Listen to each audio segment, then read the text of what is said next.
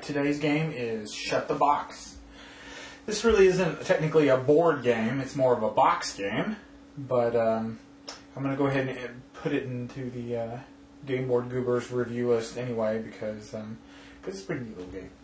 A lot of different people make this game. This is more of a traditional game, kind of like backgammon, chess, that sort of thing. It's not necessarily like a Clue or a Sorry or a Risk. So different people can use it and call it Shut the Box because that's what it was. Apparently this game has been around for quite some time, many hundreds of years in fact. The little legend inside the box itself tells it was a box that sailors used. It's a game that sailors... Apparently it's a game that sailors played and they used to bet money on it and whatnot. This edition that I got is like a bookshelf edition. It's a wooden box. And, right here on the back, it's very nice. Wooden box on the back. It kind of gives you the story and general view. It's a very basic game. Basically comprised of some little wooden tiles and a couple dice.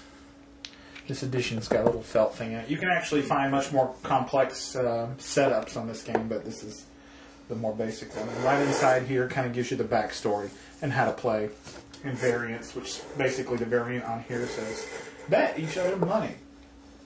This game is extremely basic, and I guess this is why it was popular amongst the working class back in the day, I guess.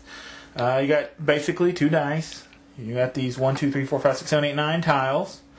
And the point of the whole game is to get combinations of your dice where you can lay down every single one of those tiles, and at that point you're said to have shut the box. And this is how it works. Put your tiles up, you roll your two dice. Any combination you can lay down the tiles that equals to. So I could lay down a 7 because it adds up, or I could lay down a 1 and a 6 if I wanted to. The point is you want to get as many laid down as possible.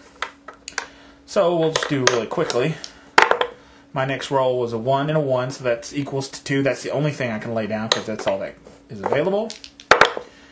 We got a 1 and a 3, which is a 4, so I can do a 3 and a 1. Well, there's no 1 already, so I can only do the 3 and the 4 together. I mean, the 3 and the 1 together, 4. And we got 5, 6, 7, 8. That looks good. Or I can do a 5 and a 3, so that's even better. Let's do that. The lower your number is at the end of your game when you roll and you can't get anything else, no more combinations, that's your score. The next person plays, and hopefully they'll get a score that's not as low as yours. Whoever gets the lowest score wins. So I got 9 here. I'm going to go ahead and take that. And, oh, can't go any further because I got a 2 and a 2, and there's no 2s, and there's no 4 up. So that's my final score is a 68. The next person plays. Let's just say they do this number, and that's all they can get down, and they bust it out. So their score would be 13,478. So that's horrible.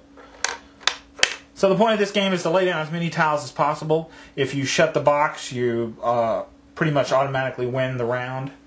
So what you want to do is get as many down as possible. That's it. Very basic game, but it's fun. You can play it by yourself, or you can play it with other people. Doesn't matter. Doesn't have really a limit to how many people can play or anything like that. You can get these from anywhere from a couple bucks, depending on where you find it, to nicer versions like this. It's in a wooden box for about 20, 25, 30 bucks. I'm going to give this one probably a 2 out of a 5. Boy, aren't I just a 2, Mr. Man. I'm going to give this one a 2 out of a 5. Yes, I know you're getting tired of the 2s, but I'm working my way up. Just hang on.